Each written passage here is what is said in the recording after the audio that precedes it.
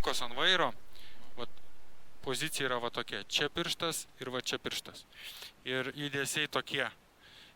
Ten kažkokių tokių, ar ten tokių, šitų nėra, visada yra šita, va, tokia pozicija, kad bet kada spėtumėt atsukt, užsukt, kad aišku būtų, kada vairas per vidurį yra, ir va, principė yra va toks darbas su vairu. O šiaip BMW tai yra, važiuosit dabar iš polėto, po truputį greitėsit, automatiškai viskas gausis natūraliai, tiesiog priprasit po biškį prie greičiau, ir tada ją pradės kažkiek tai nešti užpakalį.